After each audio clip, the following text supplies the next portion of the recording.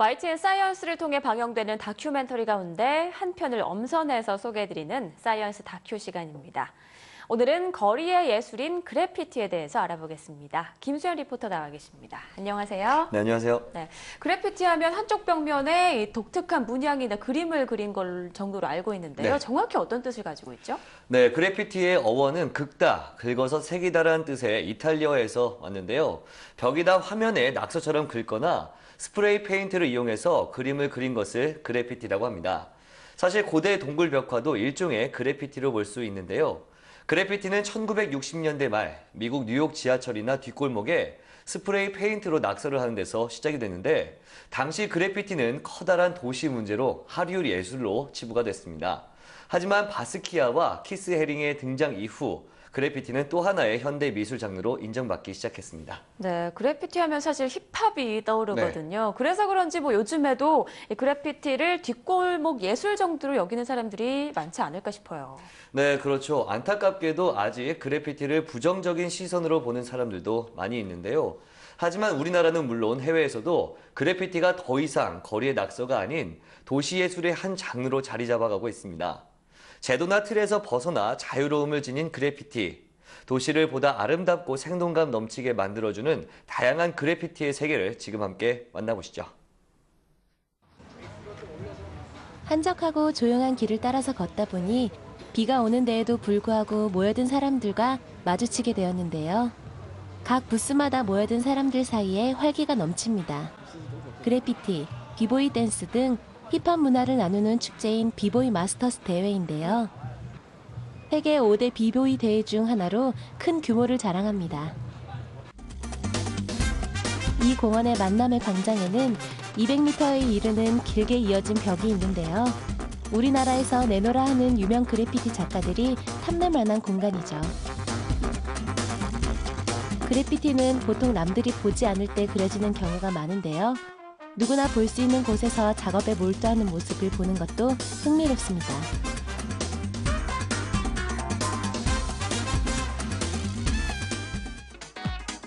담벼락은 그래피티 작가들에게 거대한 캔버스와 같습니다. 스프레이를 사용해서 벽에 그림을 그리기 때문에 동작을 크게 움직이는 것이 특징인데요. 걸어서 움직이면서 그릴 때가 많습니다. 이들이 말하는 그래피티의 매력은 어떤 것일까요?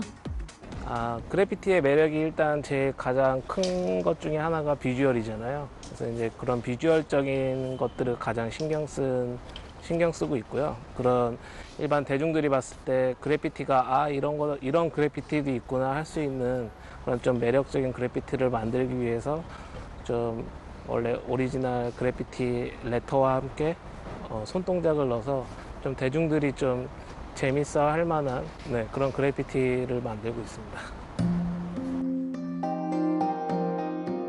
벽이나 지하철 역사, 열차 등에 휘갈겨 쓰던 낙서나 드로잉을 말하던 그래피티가 이제는 예술의 새로운 장르로 인정받고 있는데요. 하지만 그래피티에 대한 시선이 그리 곱지만은 않은 것도 사실입니다. 우리가 볼 수 있는 그래피티는 주로 스프레이를 이용한 작업으로 이루어지는데요. 스프레이는 뿌려지는 속도나 강약, 각도에 따라 무궁무진한 변화를 일으키며 그림이 살아 움직이는 듯한 생동감을 느끼게 합니다. 시선을 사로잡는 색채와 살아 움직일 듯한 생동감, 거칠면서도 자유로운 선과 표현들, 그래피티에서 실내에 걸려있는 그림들과는 또 다른 에너지를 느낄 수 있죠.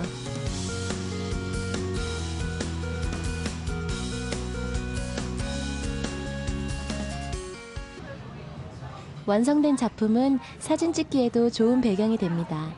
흔히 볼 수 있는 작품이 아닌 만큼 놓치지 않고 카메라에 담으려는 관람객들의 발길이 계속 이어집니다.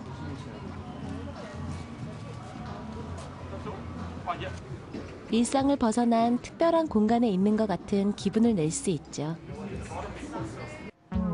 그래피티 작가들은 대부분 오랜 경험을 가지고 작업을 해오고 있는데요.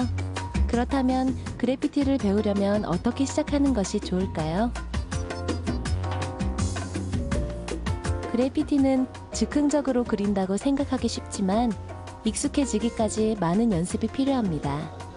그저 스프레이를 뿌리면 되는 간단한 일처럼 보이지만 분사가 생각대로 되지 않고 동작에도 꽤 제한이 많은 작업인데요. 그 현장성? 그러니까 바로 그 라이브라 그러죠. 이제 그 짧은 시간 안에 스프레이라는 이제 도구 하나로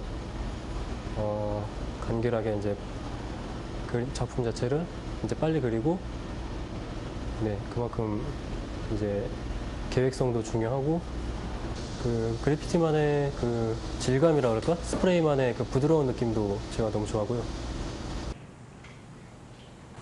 어느 정도 스케치를 익히면 직접 스프레이를 써서 벽면에 그려봅니다. 어떤 그림을 그릴 것인지 디자인을 먼저 하고 살펴가면서 원하는 작품을 완성해가는 것이죠. 최근에 작가가 몰두하고 있는 그림입니다. 전체적으로 푸른 톤의 표현이 인상적인데요.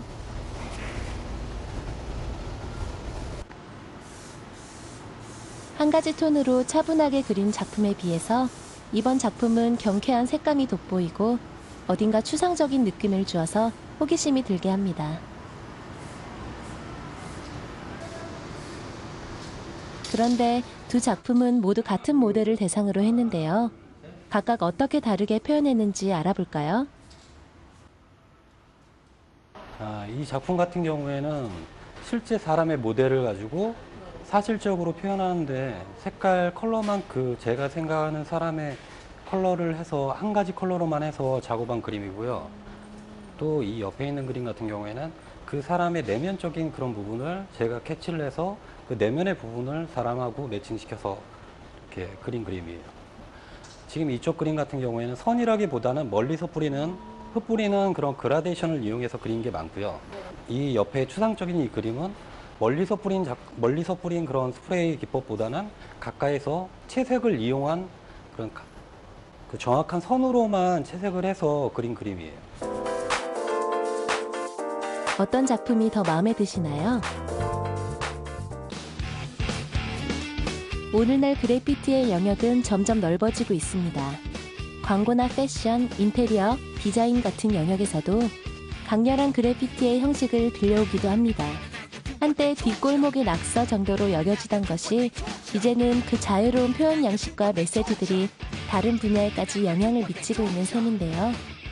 하지만 그래피티 작가들은 여전히 해야 할 일이 많이 남아있다고 얘기를 합니다. 더 이상 그 낙서로 취급받는 시대는 지난 것 같고요.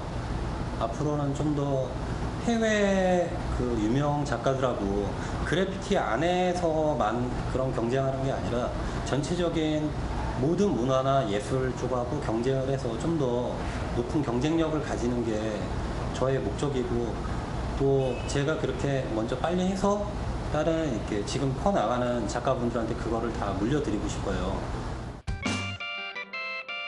다양한 디지털 매체들이 발달하면서 그래피티의 표현 방법도 다양해지고 있습니다. 미래에는 어떤 방식으로 우리 일상 속에서 그래피티를 만나게 될지 기대가 됩니다.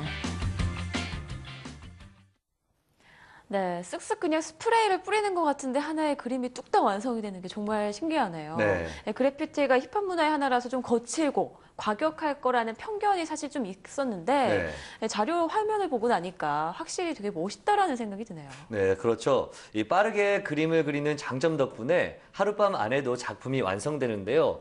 특히 요즘에는 공사장 펜스에 이 그래피티를 그려서 길 전체 분위기를 미술관처럼 바꿔놓는 등 그래피티에 대한 인식이 나아지고 있습니다. 때문에 그래피티를 무조건 도시를 지저분하게 만드는 행위라고 생각하는 것이 아니라 어느 곳이든 그래피티를 통해서 새로운 도심 속 예술 공간이 탄생한다고 생각하면 좋을 것 같습니다. 또한 최근에는 그래피티를 광고나 디자인 등에 적극적으로 활용하면서 표현 양식이나 방법도 다양해져 보다 쉽고 친근하게 만날 수가 있습니다. 네, 거리의 벽에 자발적으로 그림을 그리면서 시작된 게 바로 이 그래피티죠. 네. 그래피티를 통해서 도시 전체의 분위기까지 바뀔 수도 있을 만큼 이제는 거리의 예술에서 나아가서 현대미술의 한 장르로도 자리를 잡아가고 있는 것 같습니다. 네, 오늘도 좋은 정보 고맙습니다. 네.